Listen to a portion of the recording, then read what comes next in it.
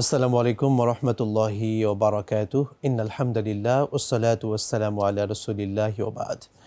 প্রিয় দর্শক মণ্ডলী, মাহে রমাদানের এই পরন্ত বিকেলে ইফতারের পূর্ব মুহূর্তে আপনাদের প্রত্যেককে অভিনন্দন জানাচ্ছি। ২১ টিভির পর্দায় আফি ম্যাঙ্গো ফ্রুট ড্রিঙ্ক নিবেদিত সওয়াল জবাব, পাওয়ার্ড বাই বেক্সি ফেব্রিক্স, সহযোগী স্পন্সর RICL TMX। দর্শক, এই সুন্দর অনুষ্ঠানে আপনাদের সঙ্গে আছি আমি মুফতি আলামিন খান। আর আজকে অতিথি হিসেবে আমরা পেয়েছি বাংলাদেশের খ্যাতিমান আলেমেদিন, বিশিষ্ট ইসলামী চিন্তাবিদ, শিক্ষাবিদ এবং গবেষক ফজিলাতুল শেখ মুফতি AHM আবুল কালাম আজাদ হাফিজাহুল্লাহ, সম্মানিত খতিব, বাইতুল মামুর জামে মসজিদ, উত্তরা, ঢাকা। আসসালামু আলাইকুম ওরহমতুল্লাহি ওয়াবারাকাতুহু। ওয়ালাইকুম আসসালাম রহমতুল্লাহি ওবারাকাতুহু। শেখ কেমন আছেন? আলহামদুলিল্লাহ, আপনি কেমন আছেন? আলহামদুলিল্লাহ, আপনাকে অভিনন্দন জানাচ্ছি ২১ টিভির স্টুডিওতে। শুক্রিয়া, জাযাকুমুল্লাহ। প্রিয় দর্শক মণ্ডলী, আমরা দেখতে দেখতে রমাদানের প্রায় শেষ প্রান্তে চলে এসেছি। আমরা এতিকাফ নিয়ে আজকে কথা শুনব। এতিকাফ এমন একটি গুরুত্বপূর্ণ আমল, যে আমলের মাধ্যমে আমরা আল্লাহ সুবহানাহু ওয়া তাআলার একান্ত সান্নিধ্যে যেতে পারি, গোপনে রবের সঙ্গে একটা অন্যরকম সম্পর্ক তৈরি করতে পারি।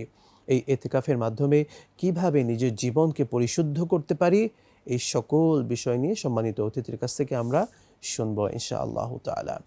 শেখ, প্রথমে আপনার কাছে জানতে চাওয়া, এতেকাফ এটা কি? রমজান মুবারকের শেষ দশকের অন্যতম একটা আমল হচ্ছে এতেকাফ। এতেকাফ শব্দটি আকফুন থেকে এসেছে, যার শাব্দিক অর্থ যদি আমরা বলি তাহলে হচ্ছে অবস্থান করা। এই অবস্থানটা করতে হবে হচ্ছে শরীয়তের নির্দিষ্ট পন্থায়।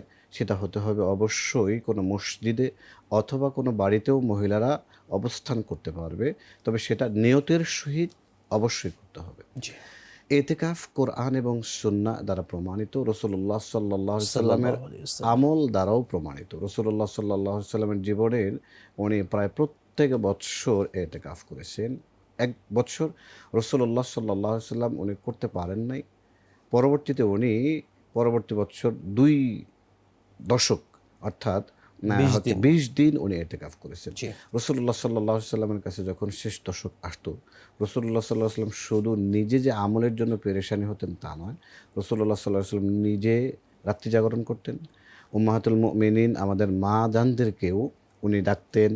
তারপরে হচ্ছে রাসূলুল্লাহ সাল্লাল্লাহু আলাইহি ওয়াসাল্লাম সাহাবাদেরকে সতর্ক করতেন, তাদেরকে উৎসাহ উদ্দীপনা দিতেন ইবাদত বন্দেগীর জন্য। জি, কারণ হচ্ছে শেষ দশকে গুরুত্বপূর্ণ একটি রাত রয়েছে লাইলাতুল কদর। জি। আমাদের বাংলাদেশের পরিপ্রেক্ষিতে আমরা বলতে পারি, মা বোনেরা বাসায় করবেন, বাসায় করাটাই উত্তম। পুরুষরা তারা মসজিদে আদায় জি, করবেন। জি।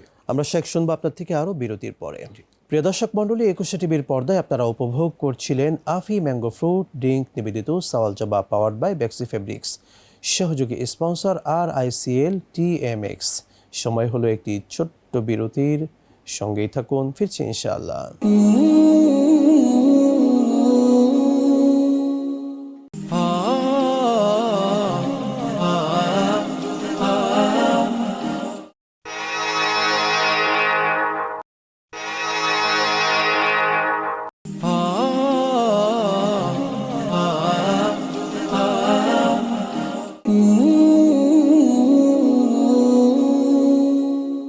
বিরতির পর আবারও স্বাগত জানাচ্ছি প্রিয় দর্শক মণ্ডলী, আপনাদের সকলকে ২১ টিভির পর্দায় পবিত্র মাহে রমাদানের এই সুন্দর সময়ে আফি ম্যাঙ্গো ফ্রুট ড্রিঙ্ক নিবেদিত সওয়াল জবাব অনুষ্ঠানে, পাওয়ার্ড বাই বেক্সি ফেব্রিক্স, সহযোগী স্পন্সর RICL TMX।